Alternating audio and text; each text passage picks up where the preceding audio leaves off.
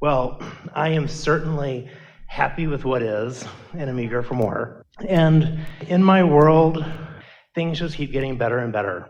And the people that I attract just get better and better. And the conversations we have just get more and more delicious.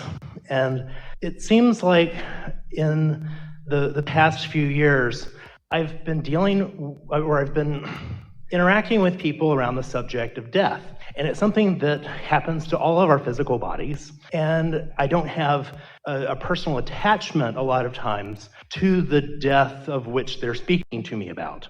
So I'm able to stay in my place of connection to Source. And I work on being in that space of connected to Source as often as I consciously think about it. But sudden death is like having a lottery win. You just get to check out. But some of the issues have been around lingering death and people who hang out in their bodies for a long time, sometimes years, sometimes months.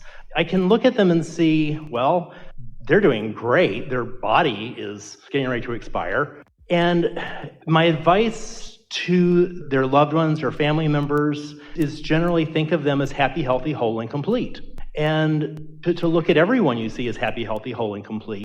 Or mind your own business. Or mind your own business, exactly. Because when you're looking at something that doesn't look happy or whole or complete, and you're trying to tell yourself that you do, how's that working out? That doesn't feel good.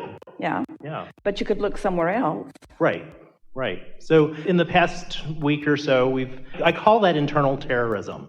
And we've had this event happen in our world where a group of people have decided to put a little terror out or to activate something, and lots of people have checked out. My original question is, ask that one first. How long do we hang out in our bodies? And for people who are... Well, everything that we're talking about, no matter what the subject is, you have a balance of vibration about it. And your balance of vibration simply means the thoughts that you think about it. So sometimes you think thoughts about how much you love life.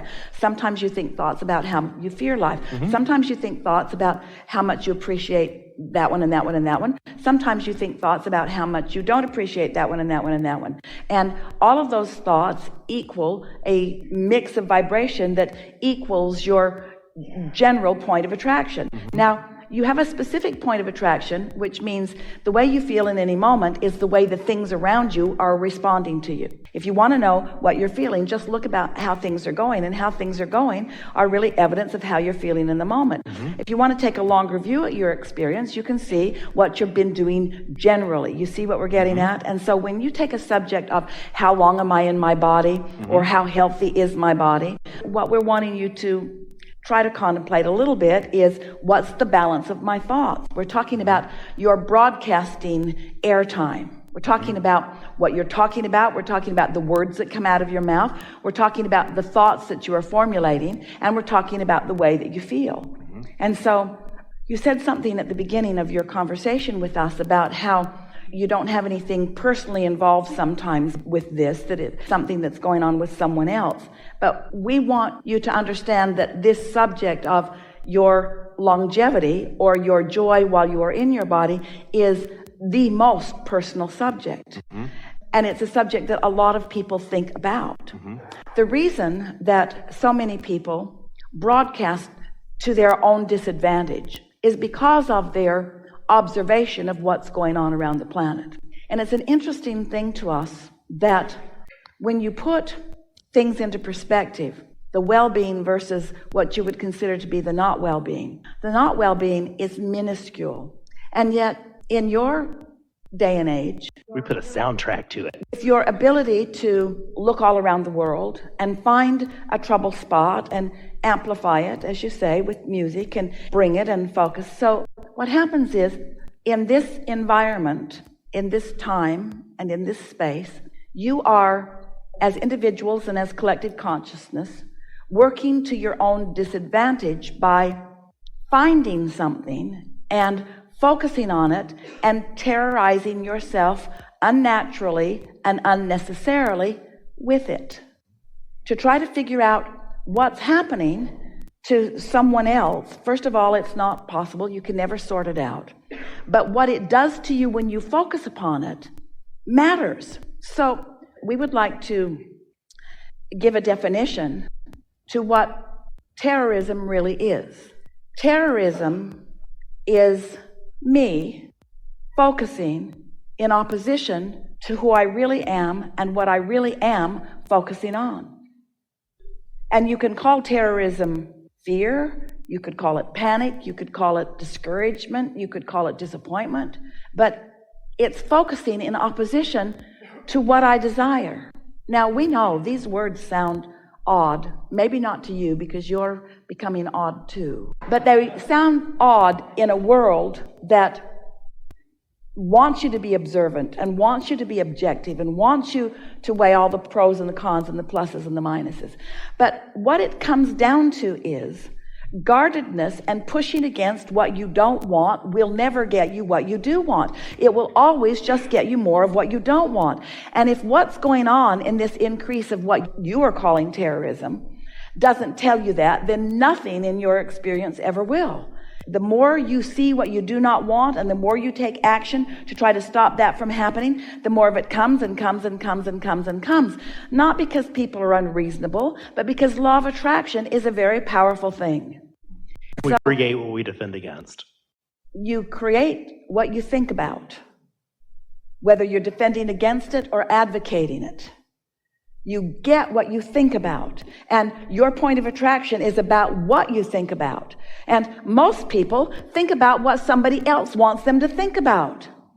You don't get a choice, for the most part, about whether CNN is going to please you or not, because it's not trying to please you. It's trying to get your attention. It wants you to think, but there's a very high probability that when you tune to that network, that you are going to see things that your inner being is not going to join you in a conversation about. And the longer that you focus there, the more you're going to activate a vibration that is not the same vibration of your source, and therefore you're going to introduce resistance, and therefore your average of vibration is going to be adjusted, and so is your lifespan. And so is the way you feel in your experience. In other words, everything is about that, you see. And so what it comes back to over and over again, and it's hard to hear because sometimes you say, well, I want to be informed. And we say, do you want to be informed or happy? And you say, I want to be happy and informed. And we say, well, if you want to be happy and informed, then get happy first. And then your source will help you be informed about things that will keep you happy. But if you say you want to be informed more than you want to be happy, then what you're saying is, I want to broadcast a vibration that might be interesting to me, but you're not asking for alignment with your source. And when you're not asking for alignment with your source, if you want to be more rational, if you want to be more reasonable, if you want to be more human than you do in aligned, that's perfectly all right. But then you have to understand the results of what you've got going on. There's just no getting around. These are the things that are always. You are a vibrational being, and what you think equals your vibration, and what you think and what your vibration is equals your point of attraction, and what your point of attraction is equals what comes to you. Now, most people have enough of a balance going on that what comes to them, in other words, it's one thing to feel fear about something, and it's another thing to get really up close to it. Esther used to notice, especially when she was driving so much, that the better she felt, the more that she could drive the roads of this nation and never even find anything of a terroristic nature in her experience. There was no road rage around her. There were no traffic accidents happening around her. It just wasn't part of her vibration, and so she was zigging and zagging. Even though on each and every one of those highways there were accidents every single day. But Esther wasn't rendezvousing with them because she was not a vibrational match to them. But it wouldn't take very much conversation about that before things that matched that conversation would start showing up, you see. And so that's the feeling that you're getting in that feeling of terrorism. It isn't the feeling that somebody's going to come and do to you what they've done to others that you're worried about. Is that in that moment you are terrorizing yourself by pinching yourself off from the well-being that would be there if you were not focused in a way that is pinching it off. And if you focus in a way that pinches it off enough, then the momentum of it gets bigger and bigger and bigger and bigger and bigger until those thoughts turn to things. And our question to all of you is, when someone else that you don't even know, when their thoughts that you don't even know that they're thinking, when their thoughts have turned into things that you don't want to live, why would you now turn your thoughts to the things that they have turned their thoughts to the things? In other words, Esther used to say to us, Abraham, but it's true. And we would say, Esther, truth happens, facts happen because somebody focused in a way that made them happen. And just because they've happened, just because they are someone's reality, doesn't mean that they have to be your reality. But as humans, you often think that because it exists as a reality, that it could come and get you. Someone else conjured a reality that they didn't want because they didn't know what they were doing with their thoughts, and they've created a reality, and now so many people want you to look at that reality, and as you look at that reality, it becomes part of your vibration until more and more begin to create the reality that they do not want. As humans, you have to be able to understand that that makes no sense. So we would say to Esther, just because it's true, just because someone's lived it, doesn't mean that it deserves your attention. And the thing that we would like you to begin to think about is that how it feels might well be the criteria about whether it deserves your attention, you see. And those people that you are labeling as terrorists, they know that they don't have the ability really to disrupt your lives in any really meaningful way. There are too many of you and too few of them. They cannot really, in actuality, turn those thoughts to things in any way that's going to be very significant to you. But they can terrorize you. They can get you to turn your thoughts to a place that you will disconnect from the well-being that is yours, and that's good enough for them. You do that to your children. You terrorize them with the things that you say too. In other words, the real terrorist is you. Oh, absolutely. We're just thinking about the book that our friend was worried about having written, because there are a lot of people that don't want you to call yourself a terrorist, but only you can terrify yourself, because only you can focus in a way that disallows the source within you to flow in this moment. And that's what terror is. So lead by example. Say again? We all have to lead by example and just staying connected to our source. You don't have to lead anybody. Just do what feels good to you. Okay. Yeah, there's not a responsibility there. You can't think for anyone else. Mm-hmm. You can't vibrate for anyone else. You can't attract for anyone else. But you are right about wanting to be a point of focus, that if someone is observing you, it's of benefit to them to observe you. Mm-hmm. That's what being an uplifter is. To be an uplifter, you're in tune with well-being.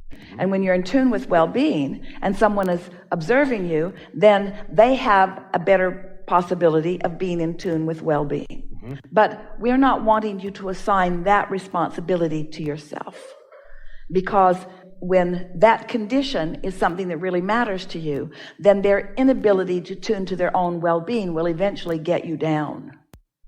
So if you will just make it really personal, we've been finding a lot of words over the time. We've been talking about allowing or resisting. We've been talking about being in the vortex or out of the vortex. We've been talking about being in alignment or being out of alignment. Then we talk about clarity or confusion. In other words, we've been talking about this distinction or differentiation for a long time.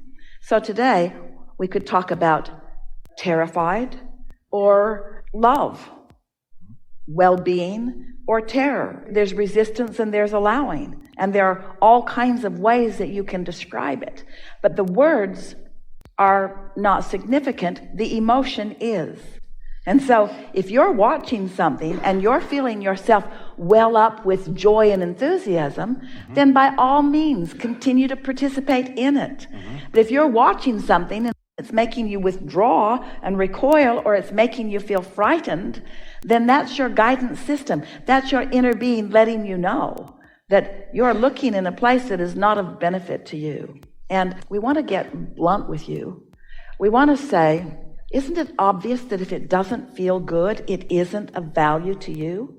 Don't you want to acquaint yourself with your guidance system and let your guidance system guide you?